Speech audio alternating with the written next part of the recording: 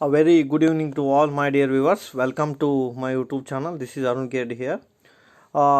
In previous class, we have discussed the dual model of GST, that is by central government and state government. In today's class, I would like to explain the advantages of GST and normally karitu. So the first advantage to the government. The government ge ಅಂದ್ರೆ ಸರ್ಕಾರಕ್ಕೆ GST ಇಂದ ಆಗ್ತಕ್ಕಂತಹ ಲಾಭಗಳೇನು ಅಥವಾ ಪ್ರಯೋಜನಗಳೇನು ಅನ್ನೋದನ್ನು ನೋಡೋಣ. First is unified common market. Means what? With the help of GST, the common market can be established throughout the nation to boost the economy or investment. So that is possible by GST ಅಂತ ನಲ್ಲಿ ಹೇಳ್ಬೋದು. ಅಂದರೆ ಗೌರ್ಮೆಂಟ್ನವರು unique tax ಅಥವಾ same rate of ಟ್ಯಾಕ್ಸನ್ನು charge ಮಾಡಿದಾಗ throughout nation it should be same. ಅಂದ್ರೆ ಹೆಂಗೆ ಹೇಳ್ತಾರೆ ಅಂದ್ರೆ ಒನ್ ನೇಷನ್ ಒನ್ ಟ್ಯಾಕ್ಸ್ ಅಂತ ಅನ್ನಂಗೆ. One nation one tax. If one nation one tax, what is the advantage? It is easily monitor ಅಂತ ಕರಿಬೋದು ನಾವು. ಅಂದ್ರೆ ಸುಲಭವಾಗಿ ನಾವು ಮೇಲ್ವಿಚಾರಣೆ ಮಾಡಲಿಕ್ಕೆ ಸಾಧ್ಯ ಆಗತ್ತೆ ಅನ್ನಂಗೆ. ಅಂದ್ರೆ what is the advantages of GST to the government? Unified common market, ಅಂದ್ರೆ ಒಂದೇ ಮಾರುಕಟ್ಟೆಯನ್ನು ನಾವು ಸ್ಥಾಪನೆ ಮಾಡೋದು ಸಾಧ್ಯ ಆಗತ್ತೆ ಅಂತಂತ ಕರಿಬೋದು ನಾವು. ಯಾಕಂದ್ರೆ ನಾವು ಬೇರೆ ಬೇರೆ ಮಾರ್ಕೆಟ್ ಇದ್ದಾಗ ಕಂಟ್ರೋಲ್ ಮಾಡೋದು ಸಾಧ್ಯ ಆಗೋದಿಲ್ಲ. ಹಾಗಾಗಿ GST ಇರೋದ್ರಿಂದ same rate of tax. For example 0% ಅಂದ್ರೆ it is 0% only whether you can sell in Karnataka, Maharashtra, Andhra, whatever it. 5% ಅಂದ್ರೆ 5% ಓನ್ಲಿ. 12, 18 ಇವು ರೇಟ್ ವಸ್ತು ಚೇಂಜ್ ಆಗೋದಿಲ್ಲ. Whether you can sale you can supply in Karnataka, Maharashtra or Andhra, the rate of tax should be same. That's why it is called as a unified common market ಅಂತ. ಅಂದರೆ ಗೌರ್ಮೆಂಟ್ಗೆ ಒಂದೇ ಮಾರ್ಕೆಟ್ನ ಇತ್ತಂದ್ರೆ advantage ಆಗುತ್ತೆ. Suppose ಒಂದು ವೇಳೆ ರೇಟ್ ಆಫ್ ಟ್ಯಾಕ್ಸ್ ಬೇರೆ ಬೇರೆ ಇದ್ದು ಅಂತ ತಿಳ್ಕೊರಿ. In Karnataka the rate of tax is less, in Maharashtra the rate of tax is more ಇತ್ತಂದ್ರೆ everybody want to start business in Karnataka only, so that Maharashtra will get the less money. That's why from all the states the rate of tax should be same. If the rate of tax should be same, you can start anywhere, so there is a no problem. ಹಾಗಾಗಿ ನೀವು ಎಲ್ಲಿ ಬೇಕಾದಲ್ಲಿ ಬಿಸ್ನೆಸ್ಸನ್ನು start ಮಾಡ್ಬೋದು. In very recent government will amended you can start in Jammu and Kashmir as well. ಅಂದರೆ you can easily buy the you can easily buy the land and start your business in Jammu and Kashmir as well. ಮುಂಚೆ ಏನಾಗ್ತಿತ್ತು ರೀ, ಇಲ್ಲಿ ನೀವು ಭೂಮಿಯನ್ನು ಅಥವಾ ಬಿಸ್ನೆಸ್ಸನ್ನು ಮಾಡಲಿಕ್ಕೆ ಸಾಧ್ಯ ಆಗ್ತಿರ್ಲಿಲ್ಲ. ಈಗ ಅದರಲ್ಲಿ ಅಲ್ಲಿರ್ತಕ್ಕಂಥ ಸ್ಪೆಷಲ್ ಪ್ರಾವಿಷನ್ನ ಇಂಡಿಯನ್ ಕಾನ್ಸ್ಟಿಟ್ಯೂಷನಲ್ಲಿ ತೆಗೆದು ಹಾಕಿರೋದ್ರಿಂದ it is Jammu and Kashmir is also common market to investors ಅನ್ನ. ಸೊ ಇದು first advantage to government. And the second advantage is number of compliances is lesser ಅಂತ ಕರಿತೀವಿ ನಾವು. Earlier there is a VAT and service tax, each of which had their own returns and compliance.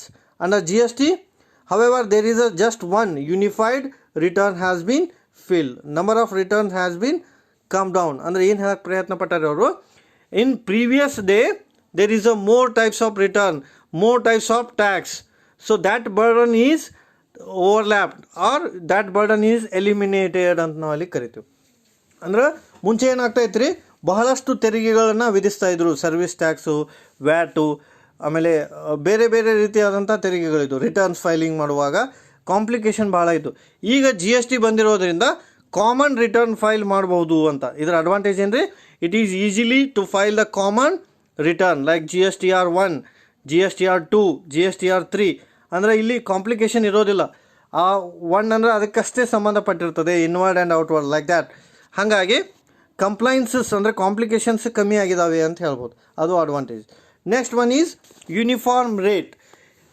With the help of GST the rate should be same ಅಂತ ನಾವಲ್ಲಿ ಕರಿತೀವಿ.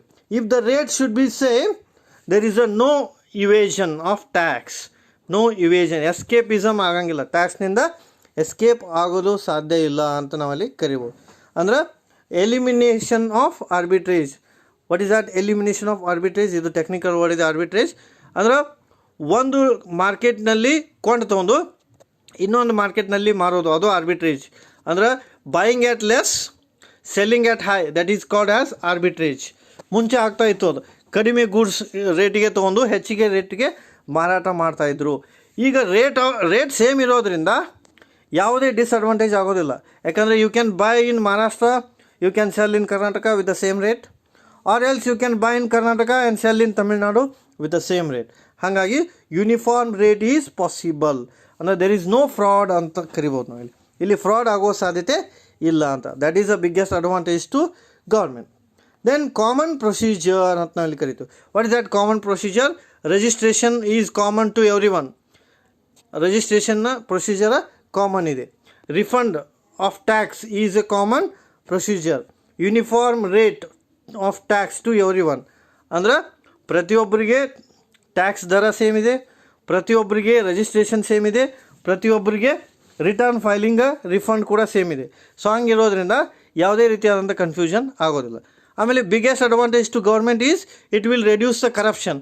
ಯಾಕೆ ಈ ವರ್ಡ್ನ ಹೇಳ್ಬೋದು ಅಂದ್ರೆ, ಹಿಯರ್ GSTN ಪೋರ್ಟಲ್ ಇದೆ ಅಂತ, ಒಂದು GSTN portal. It will monitor each and everything. ಅಂದ್ರೆ we can say that right from manufacture to last customer, right from manufacture to last customer, ಯಾರ್ಯಾರಿಗೆ ಗೂಡ್ಸ್ ಪಾಸ್ ಆಗಿ ಹೋಗುತ್ತಾ ಎಲ್ಲನೂ ಮೆನ್ಷನ್ ಮಾಡಿರ್ತಾರೆ ಇಲ್ಲಿ ಅವರು. From wholesaler name, retailer name, customer name. So ಹಾಗಾಗಿ ಯಾವುದೇ ರೀತಿಯಾದಂಥ ಕರಪ್ಷನ್ಗೆ ಅವಕಾಶ ಇಲ್ಲ ಅಂತ. ಇಲ್ಲಿ IT ಇರ್ತದೆ, information technology will monitor each and everything. Who is a tax pair and who is a tax administrator. So each and everything should be mentioned here very clearly. If it is mentioned very clearly, even no corruption can be possible ಅಂತ. ಅಂದರೆ ಇಲ್ಲಿ ಗೂಡ್ಸನ್ನು ಮುಚ್ಚಿಡೋದಾಗಿರ್ಬೋದು ಅಥವಾ ಗೂಡ್ಸಿಗೆ ಹೆಚ್ಚಿಗೆ ದರ fix ಮಾಡೋದಾಗ್ಬೋದು, ಯಾವುದೂ ಸಾಧ್ಯ ಇಲ್ಲ. ಯಾಕೆಂದರೆ ಇಲ್ಲಿ ಕ್ಲಿಯರಾಗಿ ಮೆನ್ಷನ್ ಮಾಡಿರ್ತಾರೆ ಅವರು, ಗೂಡ್ಸ್ ಯಾರಿಂದ ಯಾರಿಗೆ ಹೋಗುತ್ತಾ ಅಂತ.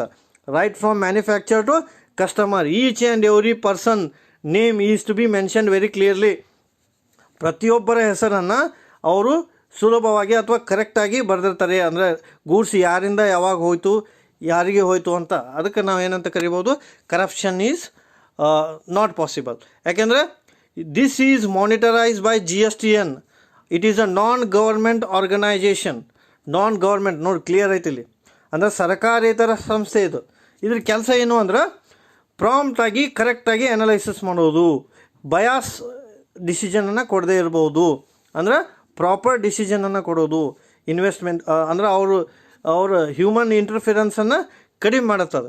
ಹ್ಯೂಮನ್ ಇಂಟರ್ಫಿರೆನ್ಸ್ ಅಂದರೆ ಏನಂದರೆ ಮನುಷ್ಯರು ಮಧ್ಯ ಪ್ರವೇಶಿಸೋದು ಸಾಧ್ಯ ಇಲ್ಲ ಅಂತ. ಯಾಕಂದರೆ ಡಿಸಿಷನ್ ಮೇಕಿಂಗನಲ್ಲಿ ಮಧ್ಯ ಪ್ರವೇಶಿಸಂಗಿಲ್ಲ. ಆಮೇಲೆ economic growth can be possible. How the economic growth can be possible?